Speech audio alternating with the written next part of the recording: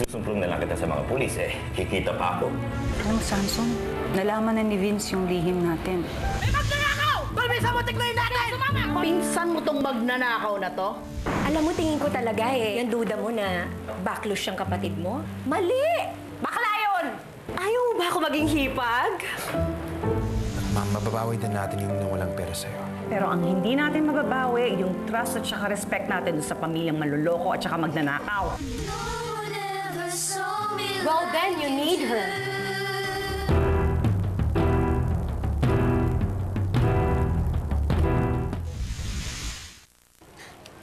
Billy, anak. Nabanggit sa akin ni Ate Toyang mo yung nangyari sa simbahan. Ay, sorry po. Oh! Anak, bakit ka nagsasorry? Proud na proud nga ako sa'yo Dahil nga hinasa mo sa pagkanta yung mga kapatid ni Lando. Talaga po?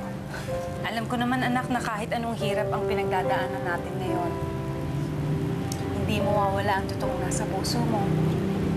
Nay, kayo po ni tatay ang nasa puso ko. At ang pag-awit, pasensya ka na, anak, ha? Kasi minsan talagang nawawalan ako ng lakas ng loob.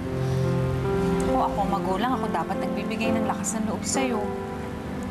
Nanay naman, syempre, Nay, tulong-tulong tayo dyan. May awa ang Diyos. Malulutasan din natin mga problema natin. Alam mo, Samson, ang kalayaan ng anak natin ay ang pinakamagandang birthday gift na maibigay natin sa kanya. Oo nga. Kaya kausapin ko sa attorney bukas. Oh, babiyahe ka na naman na malayo. Kailangan Kailangan na papuntahin ko dito yun. Hindi, nalaman pa ako sa tayo nakatira. Akala ko ba may tiwala ka sa kanya bilang ang kababata mo? Oo nga, pero mabuti na rin yung nag-iingat. Samahan na lang kita. Paano yung trabaho natin? Di ba, kausapin ko na lang si Magdalena. Ay, hindi. Ako na. Ako na magsasabi sa kanya. 'Cause there's something in the way you look at me. Maganda naman pala yung boses mo Bakit di ka sumali sa choir?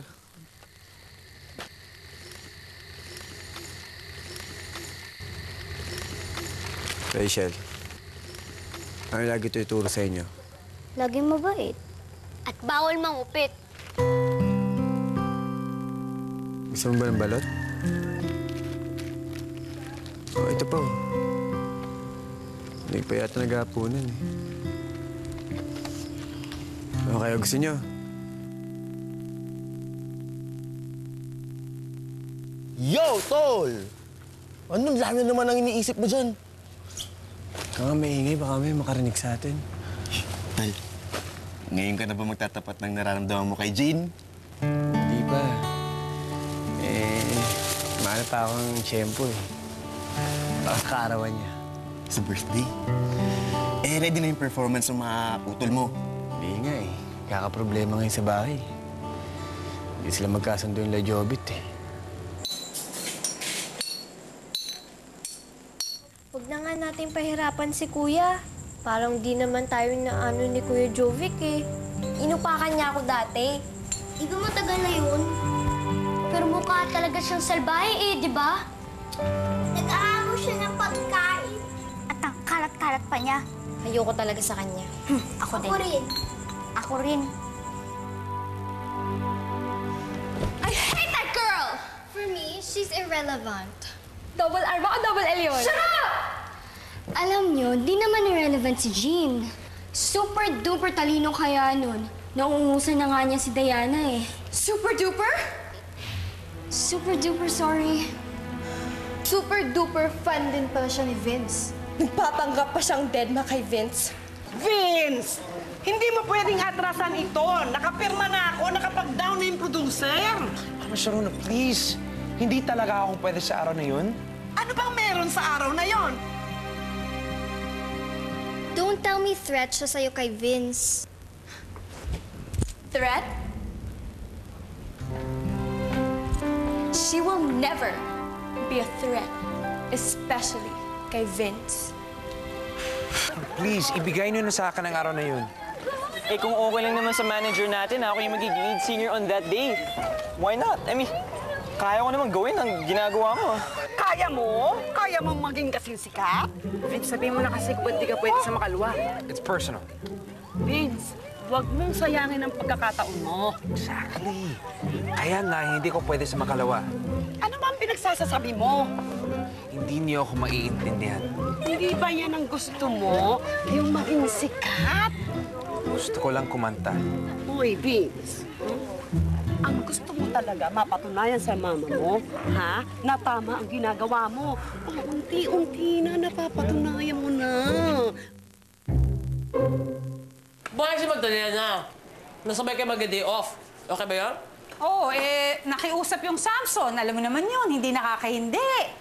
Naku, nagsiselos. Damandama ko, day. Ako? Nagsiselos? Doon sa maputing, parang maputlang, parang espasol na parang Okay na mutulang? yan. Okay na, pakinabangan mo yan kasi alas na namin yung charm ng asawa mo. Hello. Nako, malapit na nga maubos yung charm na yun eh. Paano to si Laura? Pinipilit na bakla ako. Oh, may problema doon? Bakit? Type mo, no? Ako selos nga! Selos nga naman, palumpalawa pa! Oh, ikaw ang aga-aga mo na. Bang masyadong ano. Hoy, ay. Birthday ko bukas. Bawal ang LQ. Eh, hindi naman kami nag-aaway ng nanay mo eh. Naglalambingan lang kami niyan. Nakita mo?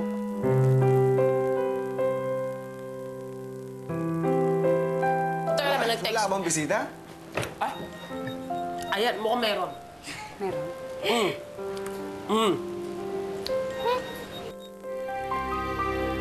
Ka-text mo si Billy, kuya? Buhay si Billy? Alam mo ba kung nasan sila Tito Samson at Tita Laura? Hindi. Anong hindi? Tinetext mo si Billy eh. Ano? Ka-text mo si Billy?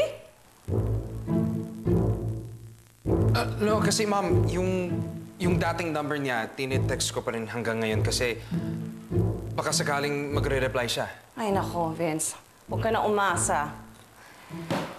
Pero, just in case na mag-text nga yan si Billy, sasabihin mo naman sa akin, di ba, anak? Of course, ma. That's good. I'm just making sure kung kakampi pa rin kita. Mami, okay? Akala ko kasi, mas mapapadali yung paghuli dun sa mag-asawa dahil sa 2 million. Bakit, Mommy? Anong nangyari?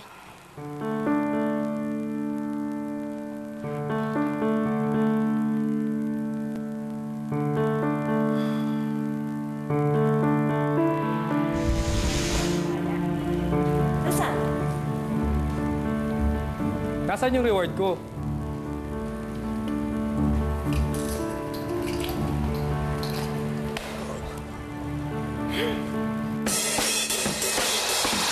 Wala naman kaming napala. Wala.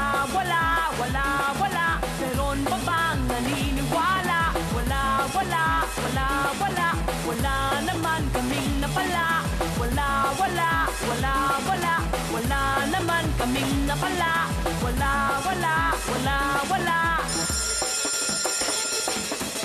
Hello?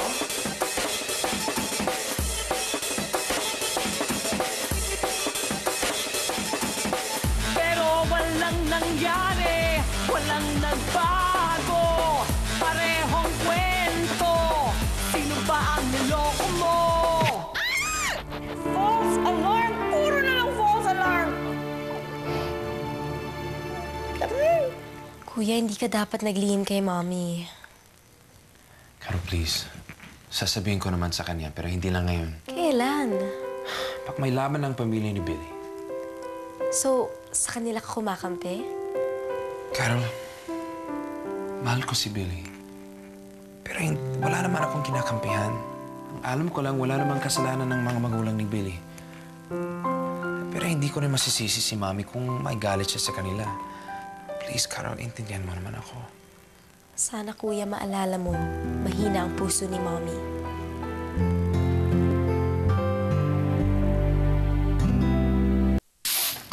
O, Jobik, wala ba sa mga kapatid mo, ha? Papa, kuya. Uy, parang kapatid nyo na yan. Kaya kung ano yung sasabihin niya, susundin nyo, ha? Sige na, alis na ako. Basta mamaya, ipakita nyo sa akin yung nakakantayin nyo kay Ate Jean nyo, ha? Good morning! Hi, Jean! Lando. Good morning, mga bagets! Tara, sabay ka na!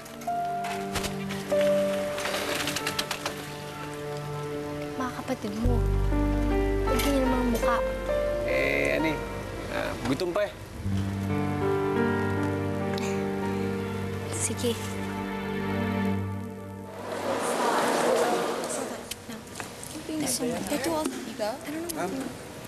Nahulog po. Ew! Dirty na yan. Hinawakan mo eh.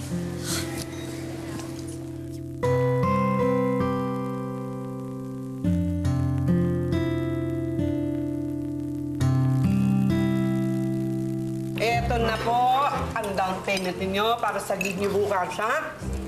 50% pa lang to. Ano, Vince? Hindi ka pa rin ba pwede? Vince, sige na. Oh, pwede na ako bukas. Pwede ka na? Uy, naku naman kasi. Tinataranta mo pa kami eh. Ano ba talaga yung kailangan mong gawin bukas? Cancel na. Good. Good.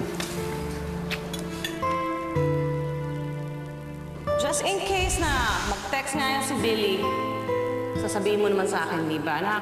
Of course, ma. That's good. I'm just making sure kung kakampi pa rin kita. Kuya, hindi ka dapat naglihim kay Mommy. Sana, Kuya, maalala mo, mahina ang puso ni Mommy. Sige, muna na ako. Saan ka pumunta? Puntahan ko si Mami sa factory.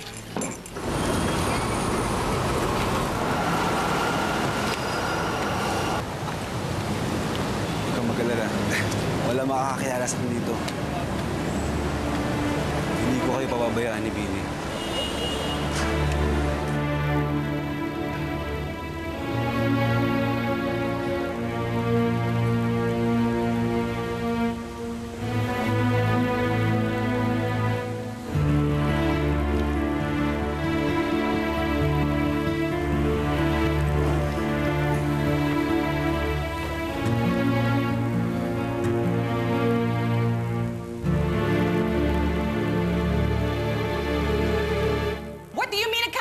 Si Mr. Chan, hindi ba may kontrata tayo sa kanya? Yun din po ang sinabi ko sa kanya. O bakit hindi mo pinakausap din sa company lawyer natin? Excuse me. Hello? Hello? Mrs. Serrano? Ito nga. May impormasyon po ako sa inyo tungkol kay Samson at Laura Suarez. Ay nako, mainit ang ulo ko ngayon na wala akong panahon makapaglokon sa'yo. Hindi po ako nagloloko. Ako po ang kinuhang abogado ni Samson para sa kaso niya eh. Nagpapatulong siya kung anong iaapila sa hukuman. Really? At saka, mahirapan ho kayong mahuli si Samson dahil nagbago na siya ng itsura. Sigurado ako yung misis niya ganun din. Mga professionals talaga. Alam ko po kung nasan sila ngayon. Pero ayoko sanang malaman ni Samson na ako nag-tip sa kanya. Ako ang pupunta sa kanila. Nasaan sila ngayon? May order na po ba kayo, ma'am? Bigyan mo na lang kami ng juice. Sige po. Samson, may kamahalan ng lugar na to. Ay nga eh. At least konti lang yung tao.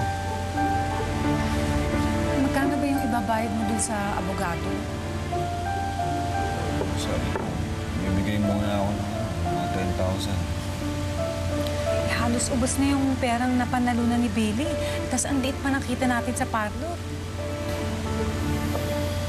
Nakakaraos ang tayo, Laura. Paano ka naman ho masisiguro kung makukuha kong 2 milyon? Nakapublish sa diary yung deal. Tsaka pwede ka naman magtanong sa pulis, di ba, tungkol dun sa legality. Akala ka ba lawyer ka? Sabihin mo sa akin kung nasan sila.